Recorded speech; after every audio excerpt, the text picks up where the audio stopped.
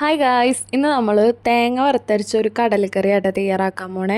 അപ്പോൾ കടല നമ്മൾ ഓവർനൈറ്റ് സോക്ക് ചെയ്ത് വെച്ചതാണ്. അപ്പോൾ കടല എടുത്തിട്ടുണ്ട് വേവിക്കാൻ വേണ്ടിയിട്ട്. അപ്പോൾ കടലയിൽ വെള്ളം, അതുപോലെ തന്നെ ഉപ്പ്, മഞ്ഞൾപ്പൊടി, മുളക് പൊടി എന്നിവ ഇട്ടിട്ട് ഒരു 3 വിസിൽ, നമ്മൾ ഓൾറെഡി വെള്ളത്തിലിട്ട് വെച്ചത് കാരണം 3 വിസിൽ മതിയാവും കേട്ടോ. എന്നിട്ട് നല്ലപോലെ ഒന്ന് വേവിച്ചെടുക്കാം. അപ്പോൾ കടല ഒന്ന് വെന്ത് വരുന്ന ടൈം കൊണ്ട് നമുക്ക് തേങ്ങ ഒന്ന് ജസ്റ്റ് വറുത്തെടുക്കാം. അപ്പോൾ അതിനായിട്ട് തേങ്ങ ചിരകിയത്, അതിലേക്ക് ചുവന്നുള്ളി, വെളുത്തുള്ളി, പിന്നെ ജീരകം എന്നിവ ചേർത്ത് തേങ്ങ നല്ലപോലെ ഒന്ന് വറുത്തെടുക്കുക കേട്ടോ. പിന്നെ തേങ്ങ ഒന്ന് വറുത്തെടുക്കുന്ന ടൈമിൽ നമ്മൾ എപ്പോഴും ശ്രദ്ധിക്കുക, ലോ ഫ്ലെയിം ആയിരിക്കണം കേട്ടോ.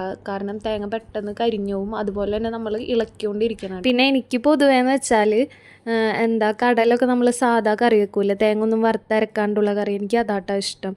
പിന്നെ നമ്മൾ വീട്ടിൽ നിന്ന് മാറി നിൽക്കുമ്പോഴാണല്ലോ കൂടുതലായിട്ട് നമുക്ക് ഉമ്മമാരുടെ കറികളൊക്കെ മിസ്സാവുണ്ടാവുക. അപ്പോൾ അത് ഈ പറഞ്ഞ പോലെ എനിക്ക് മിസ്സായപ്പോഴാണ് ഈ കറി ഒന്ന് ട്രൈ ചെയ്ത് നോക്കാമെന്ന് വിചാരിച്ചു. പിന്നെ ഞാൻ ഇത് ഫസ്റ്റ് ടൈം ട്രൈ ആക്കി നോക്കുന്ന കാരണം എനിക്കിവിടെ ഒരു അബദ്ധം പറ്റി, തേങ്ങ നല്ല പോലെ വറുത്ത് വന്നിട്ടുണ്ടായിരുന്നില്ല കേട്ടോ.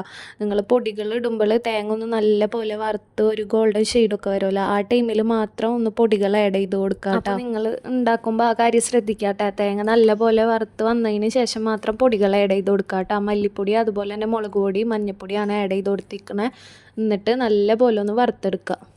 അപ്പോൾ നല്ല പോലെ ഒന്ന് വറുത്തെടുത്തതിന് ശേഷം നമുക്ക് അത് ചൂടാറാൻ വേണ്ടി വെയിറ്റ് ചെയ്യണം കേട്ടോ. ചൂടാറിയതിന് ശേഷം മാത്രം മിക്സിയുടെ ജാറിലിട്ടിട്ട് അതൊന്ന് നല്ല പോലെ അരച്ചെടുക്കുക. അപ്പോൾ പെട്ടെന്ന് നല്ല പോലെ അരഞ്ഞ് കിട്ടാൻ വേണ്ടിയിട്ട് ഞാൻ വെള്ളം ആഡ് ചെയ്യാണ്ടുണ്ട് അരച്ചെടുക്കണം. എന്നിട്ട് നല്ല പോലെ അരഞ്ഞ് വന്നതിന് ശേഷം മാത്രം വെള്ളം ചേർത്തിട്ട് ഒന്നും കൂടി നല്ല പോലെ അരച്ചെടുക്കുക. അപ്പോൾ നല്ലപോലെ അരച്ചെടുത്തതിന് ശേഷം വെളിച്ചെണ്ണ ഒഴിച്ചു കൊടുക്കുക. വെളിച്ചെണ്ണയിൽ കടുക് പൊട്ടിക്കുക, അതുപോലെ തന്നെ കറിവേപ്പില, ഉണക്കമുളക് എന്നിവ ചേർത്ത് നല്ലപോലെ ഒന്ന് വഴറ്റിയെടുക്കുക. ശേഷം സവാള ചേർത്ത് കൊടുക്കുക. സവാളയിൽ കുറച്ച് ഉപ്പും കൂടി ആഡ് ചെയ്ത് കൊടുക്കുക. അപ്പോൾ സവാള ഒന്ന് വഴണ്ടി വന്നതിന് ശേഷം തക്കാളിയും കൂടി ആഡ് ചെയ്ത് കൊടുക്കുക. എന്നിട്ട് അത് രണ്ടും കൂടെ നല്ലപോലെ ഒന്ന് വഴറ്റിയെടുക്കുക കേട്ടോ. അതുപോലെ ഒരു കാര്യം പറയാൻ വിട്ടുപോയി. അപ്പോൾ നമ്മളെ ചാനൽ ആദ്യമായിട്ടാണ് കാണുന്നതെന്ന് വെച്ചാൽ എല്ലാവരും സബ്സ്ക്രൈബ് ചെയ്യാട്ടോ. അതുപോലെ തന്നെ ഫ്രണ്ട്സിനൊക്കെ ഒന്ന് ജസ്റ്റ് ഷെയർ ചെയ്ത് കൊടുക്കുക. അതുപോലെ തന്നെ ലൈക്ക് ചെയ്യുക. അതുപോലെ കടല വേവിക്കാൻ വെച്ചപ്പോൾ തന്നെ അതിൽ മഞ്ഞപ്പൊടി, മുളക് പൊടി ആഡ് ചെയ്തിരുന്നു. അതുപോലെ തേങ്ങ വറക്കുന്ന ടൈമിലും അതിലും ആഡ് ചെയ്തിരുന്നു കേട്ടോ. അതിന് പിന്നെ ഇതിൽ പൊടികളൊന്നും ഇടാത്തത്. ഇതിൽ പിന്നെ ഞാൻ സവാളയും തക്കാളിയൊക്കെ ഒന്ന് വഴണ്ടി വന്നപ്പോൾ കുറച്ച് ചിക്കൻ മസാല ആഡ് ചെയ്തിട്ടുണ്ട്. അത് നിങ്ങൾക്ക് വേണമെങ്കിൽ ആഡ് ചെയ്യുക, അല്ലെങ്കിൽ അതൊന്ന് ജസ്റ്റ് സ്കിപ്പ് ചെയ്യുക കേട്ടോ. അപ്പോൾ ചിക്കൻ മസാലയും കൂടി ആഡ് ചെയ്ത് ആ ഒരു പച്ചമണമൊക്കെ പോയി വന്നതിന് ശേഷം നമ്മൾ തേങ്ങയുടെ അരപ്പില്ലേ അത് അതിലേക്ക് ഒഴിച്ചു കൊടുക്കുക. എന്നിട്ട് നല്ലപോലെ ഒന്ന് മിക്സ് ചെയ്തെടുക്കുക കേട്ടോ.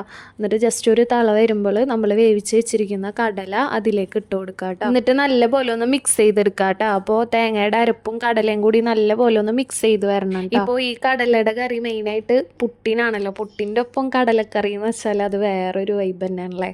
അപ്പോൾ അതുപോലെ വെള്ളപ്പം, പത്തിരി, അങ്ങനെയൊക്കെ നമുക്ക് ഈ കടലക്കറി കൂട്ടാം. മെയിനായിട്ട് ഈ കറി കോംബോ വരുന്നത് പുട്ടിനാണ്. അപ്പോൾ നിങ്ങൾ എല്ലാവരും ഒന്ന് പുട്ടുണ്ടാക്കുമ്പോൾ ഇതൊന്ന് ജസ്റ്റ് ട്രൈ ആക്കി നോക്കാം കേട്ടോ.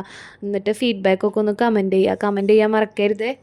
എല്ലാം കൂടെ നല്ലപോലെ മിക്സ് ചെയ്തെടുത്തതിന് ശേഷം നല്ലപോലെ ഒന്ന് തിളപ്പിച്ചെടുക്കുക കേട്ടോ. അപ്പോൾ നമ്മുടെ കടലക്കറി ഇവിടെ സെറ്റായിട്ടുണ്ട്. അപ്പോൾ എല്ലാവരും ഒന്ന് ട്രൈ ചെയ്ത് നോക്കുക. എന്നിട്ട് ഫീഡ്ബാക്കൊക്കെ ഒന്ന് കമൻറ്റ് ചെയ്യാം കേട്ടോ. അപ്പോൾ ഇത്രേ ഉള്ളൂ. അപ്പോൾ എല്ലാവരും ഒന്ന് ട്രൈ ചെയ്ത് നോക്കുക. അപ്പോൾ താങ്ക്സ് ഫോർ വാച്ചിങ്.